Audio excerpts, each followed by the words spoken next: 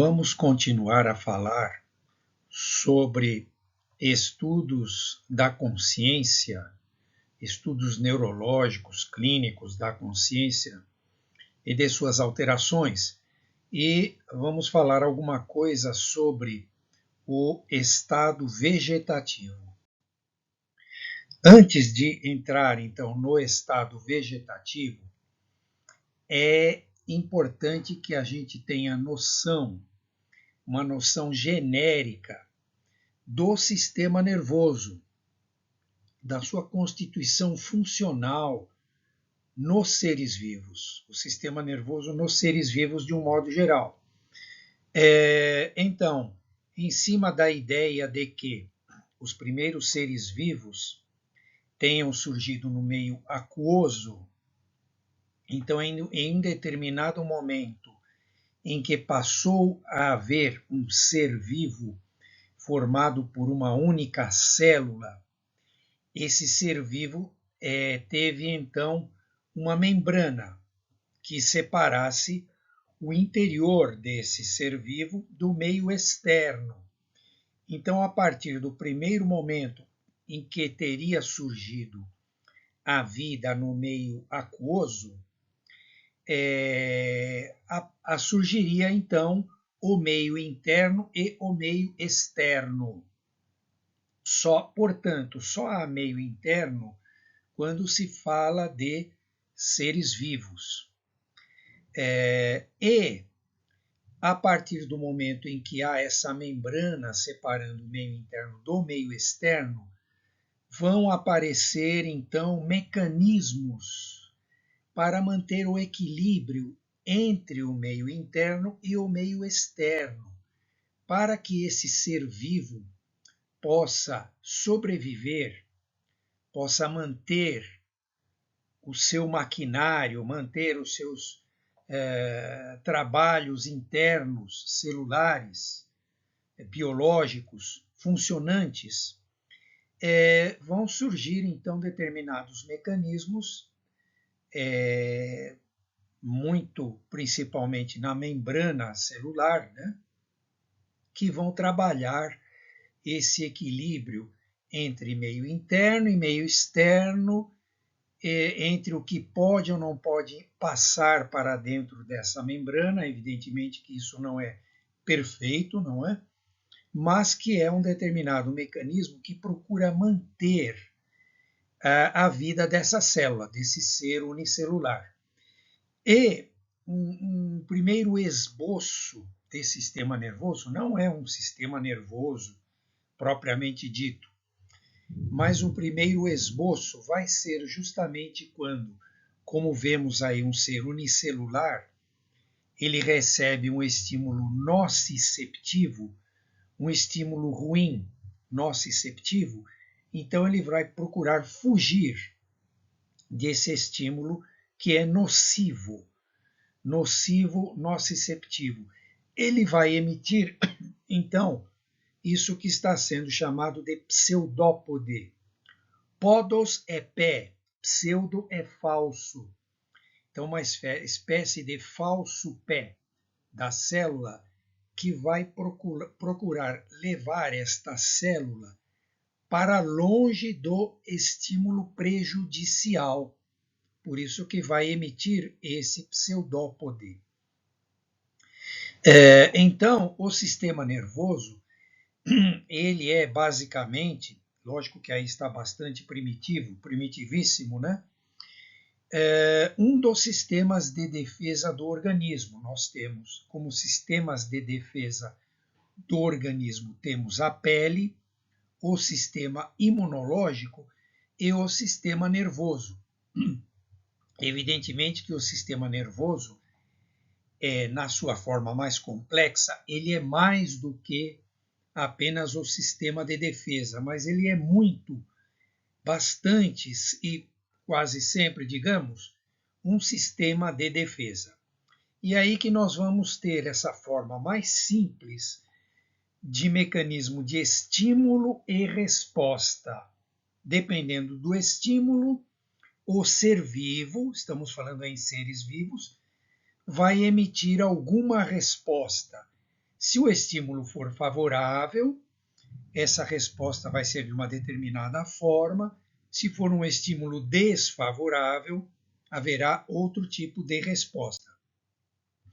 Assim que, se nós formos observar essa constituição funcional do sistema nervoso nos seres vivos, então, nos seres vivos de modo geral, nos seres vivos de modo geral, e funcional, querendo dizer o seguinte: não estamos aqui preocupados com anatomia, mas com o funcionamento desse sistema nervoso. E quando falamos aqui em respostas, serão basicamente as respostas motoras, né? Então, nós temos 3 níveis aqui, níveis funcionais. Um nível reflexo, um nível automático e um nível voluntário. O nível reflexo mais simples, o automático um pouco mais complexo, o voluntário, digamos que um pouco acima desses dois aí.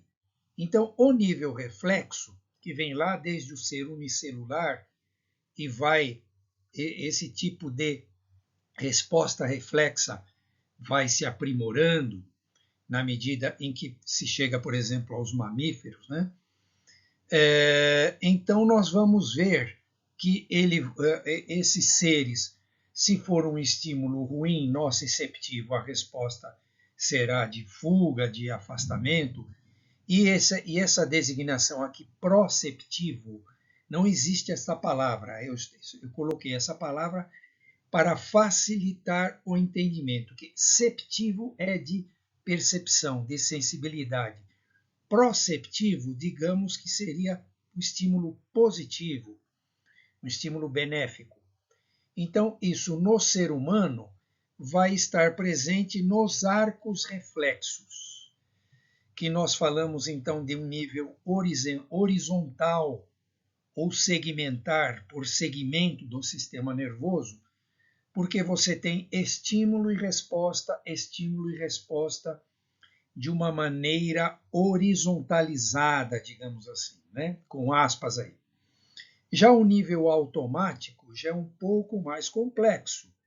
Ele envolve estruturas, digamos assim, verticais também, o automático.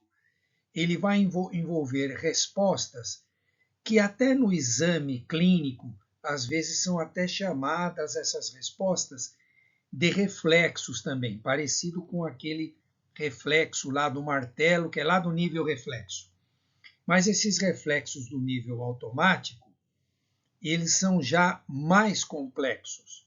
Eles não são respostas tão simples.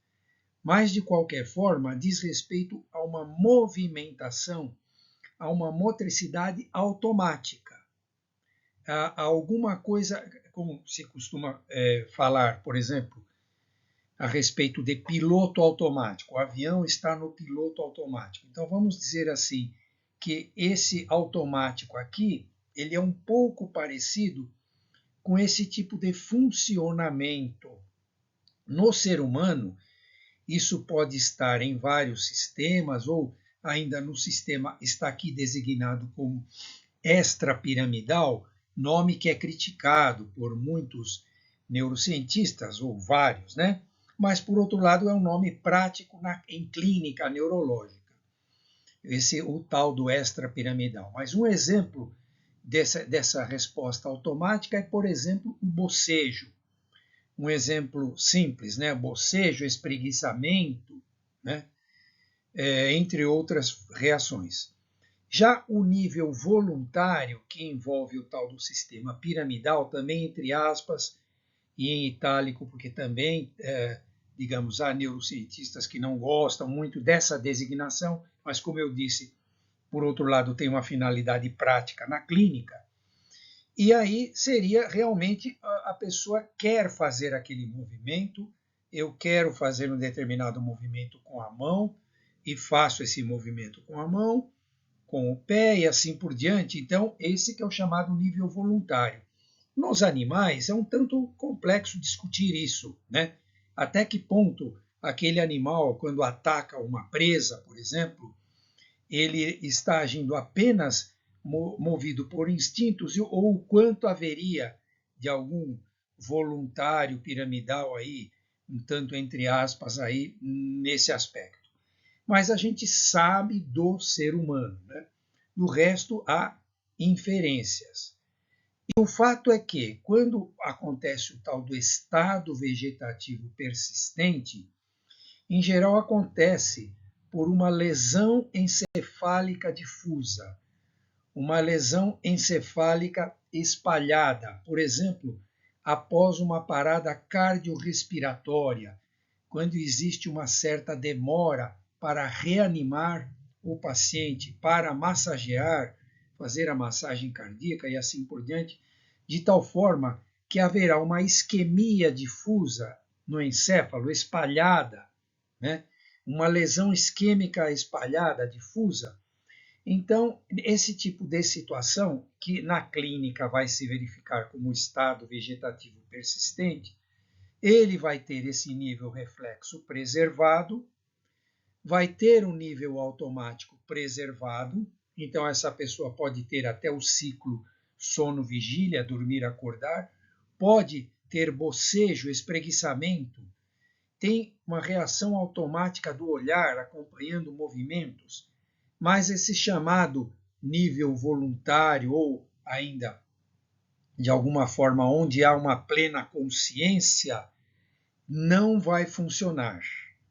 Então, o problema desse estado vegetativo persistente é que estão preservadas a motricidade reflexa, a motricidade automática, o funcionamento do sistema nervoso no organismo mantém esse automático de tal forma que engana um pouco, você fica em dúvida, nossa, será que está consciente ou não está consciente? Mas não há nenhum tipo de reação ou resposta do tipo consciente. E por isso que é esse estado vegetativo persistente. Esse é um nome já um tanto antigo, que continua com essa designação, e por essa lesão encefálica difusa. Então, é uma lesão difusa e espalhada. Então, supostamente, esses são casos que ficam, digamos assim, nessa sequela, um quadro sequelar, estáveis nessa sequela, né? E por hoje é isso que podemos falar a esse respeito.